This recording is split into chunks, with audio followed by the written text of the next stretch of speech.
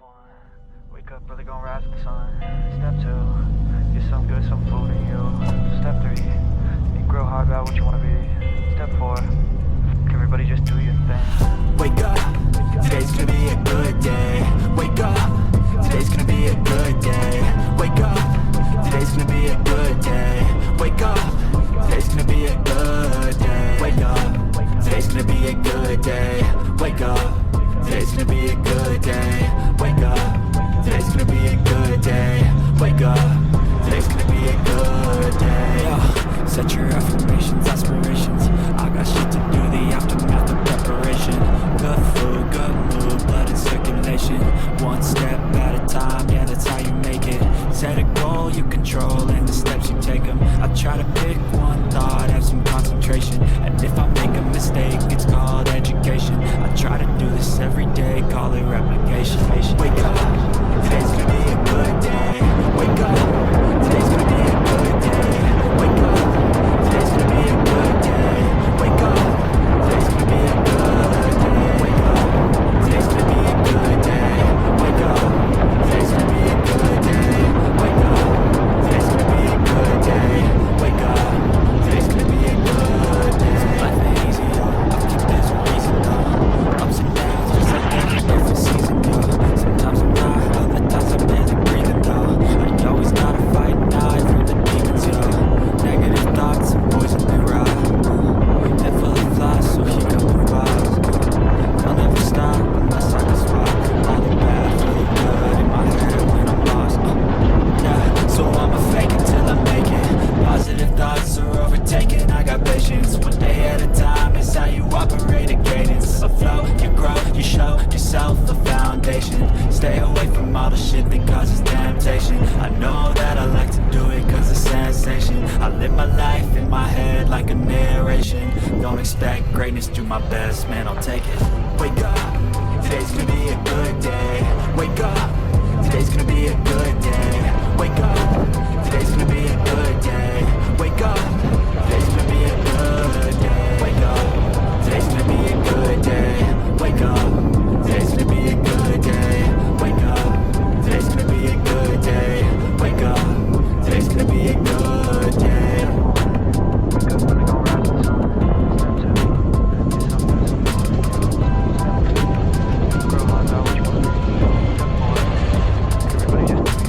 your thing. Here we are, back here again.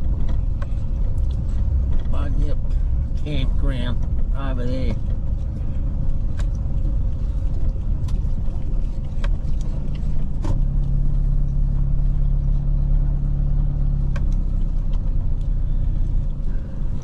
Just parking here. This'll do.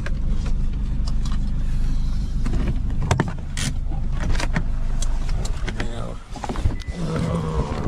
yeah.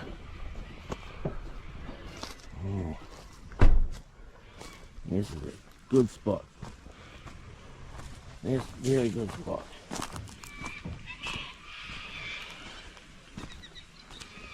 As you can see, it's not very good for fishing. You know, it's gone down a bit through the river.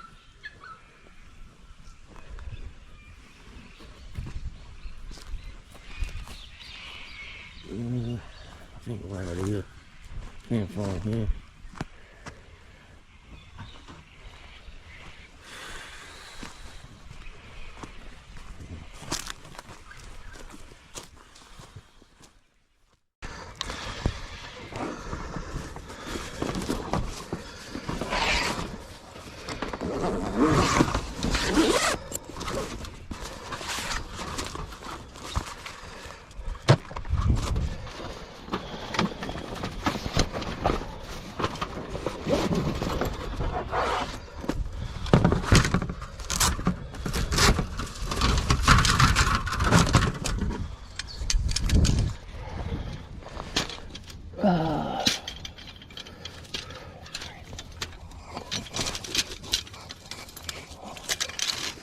Oh, fuck.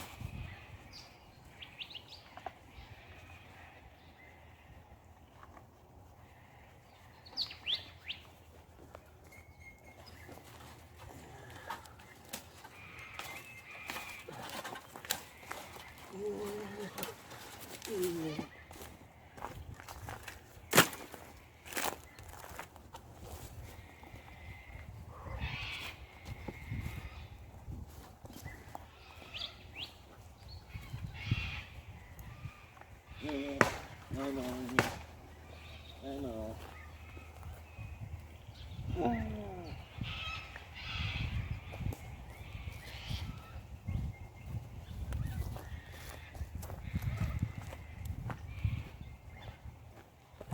The river's gone down a bit too. It has. It has, Graham, yes. Yep. Definitely, yep.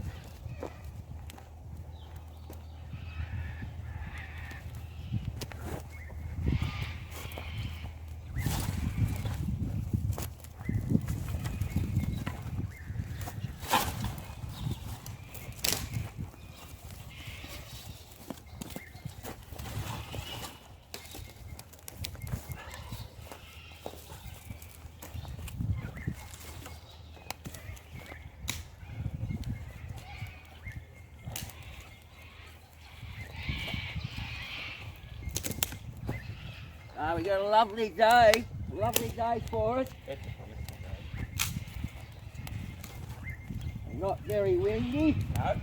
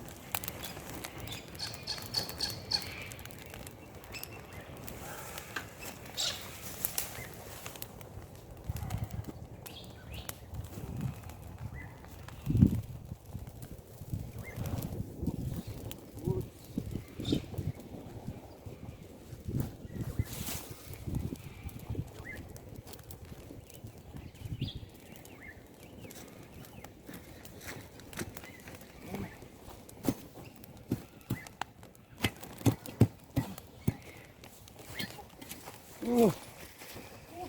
Yeah. Oh.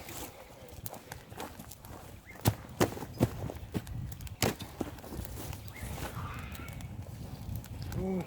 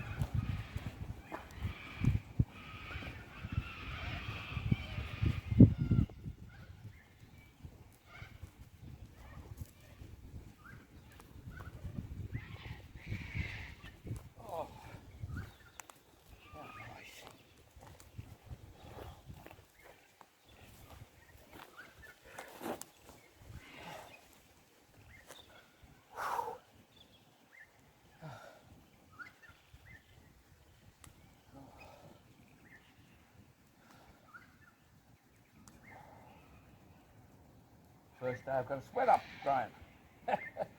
Every other week it's been bloody that cold. It was very cold last week. It was. On that Thursday, Yes. freezing. Freezing and a wind. When we left, we'd made it just in time. We got a massive downpour at 3 o'clock. Yeah. Came down last Wednesday, really heavy. I thought, oh, me and Graham made it in time. Yeah.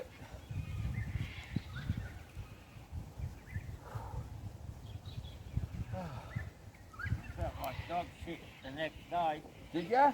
It was so cold. Cold, yes. Yes.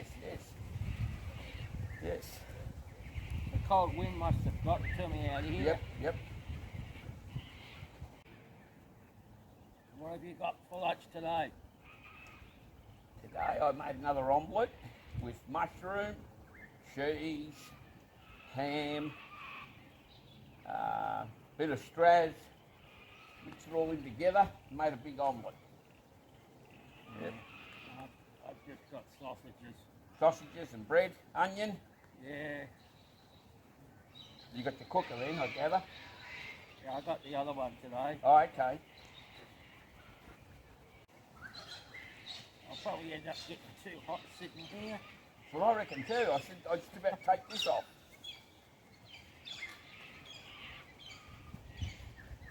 The wind's a little bit cool still, but it's a beautiful day.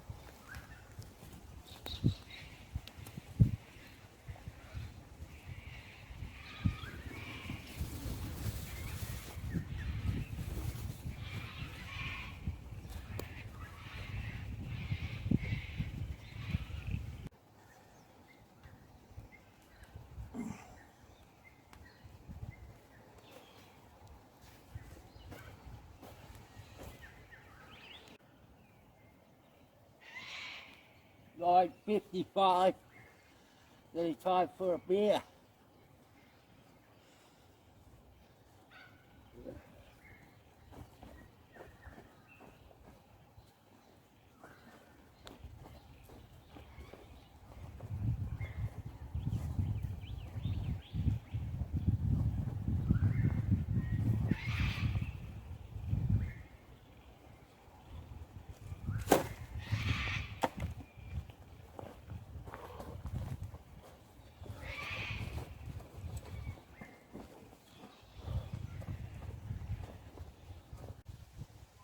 I want to go camping too.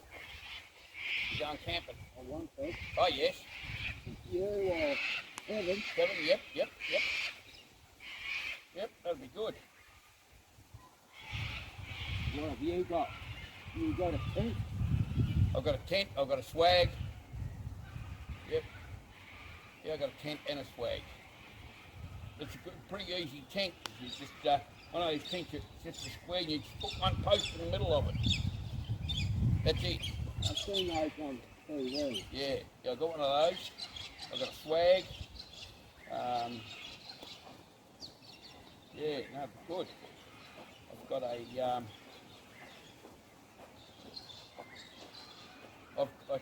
on the side of the car there, I put this, I bolt it on and it just pulls right out. An awning, I bolted onto the side of the car and the awning comes straight out. Put 2 posts in so you can sit under there and sort of thing. It's quite, I've got a good setup. Yeah. You've got an outdoor light. I have. Yep. I've got the Milwaukee. I'll show you. Really good light. 6,000 looms. It lights up everything and anything.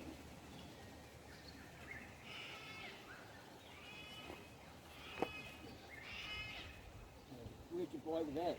That comes, I got that from Total Tools. I hear that in your tuber. Yeah, $800. Yeah, they're bloody dear, but I tell you, it'll light up this whole area. Just like daylight. You can only have one if you want, or you can have 2 lights, or you can have the 3 lights. Yeah, really good setup. Where's the last time you went camping?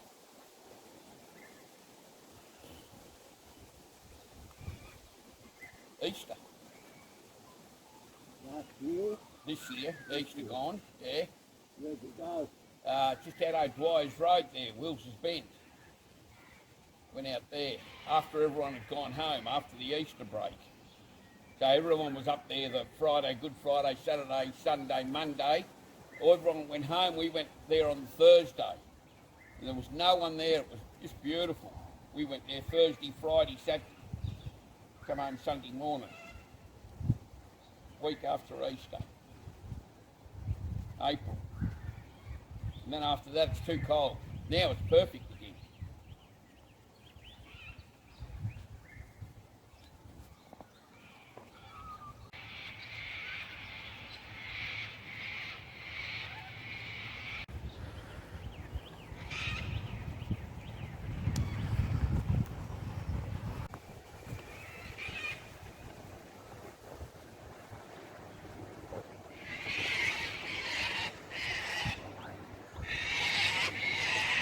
There's always boats going up and down this bloody river. Yeah, all the time.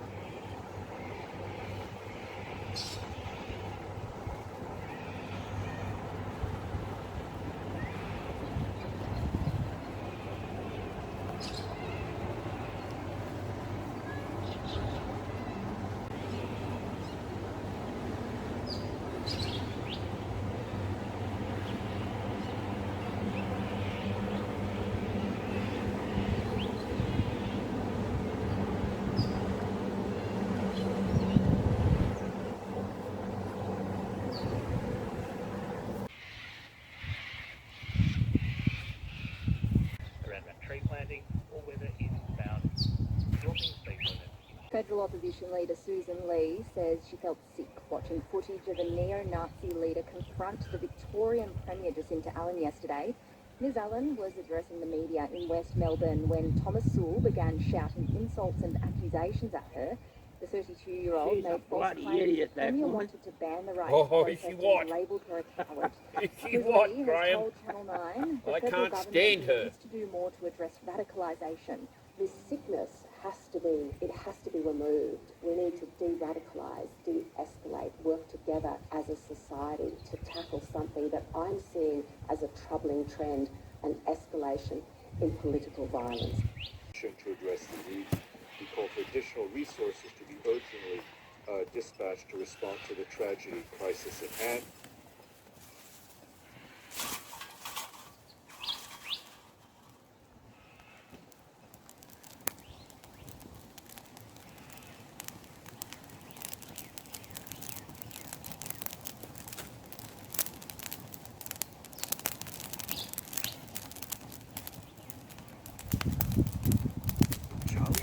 Joining the TJF this week, I'll be joined by Sean McCallum, Sue Cole, Jordan Barr.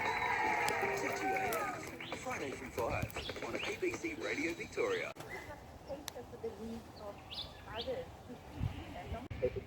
Watching every bit move that's made. And really the CCTV setups were really to catch criminals and they're linked to the Victoria Police. So that makes sense. But just, try and catch people with their dogs off leash really does make sense.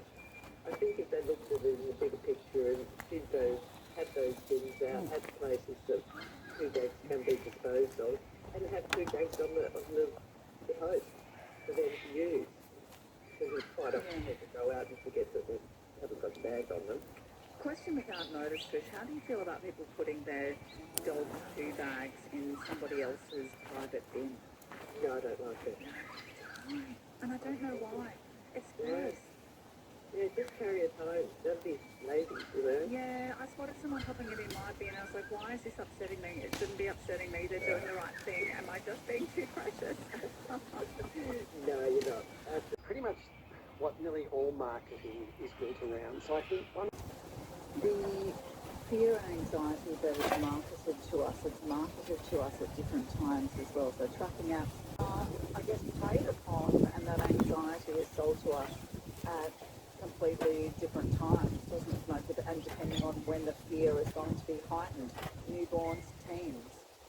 Yep, the guilty mum as well, like even gendered as well. It kind of says, and there's a theory that we talk about in your behaviour called discrepancy theory, the gap between the actual self and the ideal self, and that's what marketing do. They go, again, it might be done subtly through narratives and messages, but saying this is what, because I'm selling you these things, this is what good mums do, this is what good parents do, and I think again, we have to be very conscious of the fact that none of these businesses are. I want to talk about dogs in restaurants and bars. I travel overseas and I pat every dog that I see, much to my husband's horror. And I also speak to people in restaurants and bars who haven't realised the health effects. I'd like to know if people are doing that. Also, carrying on from the talk about the road, we're asking people to remember when you used to read magazines. Take that Dolly Mag. Dolly Mag, what a lifeline Dolly magazine was. Dolly Doctor, the Serenity. I'll be joined by Sean McCallum, Jordan Barr. Radio Victoria.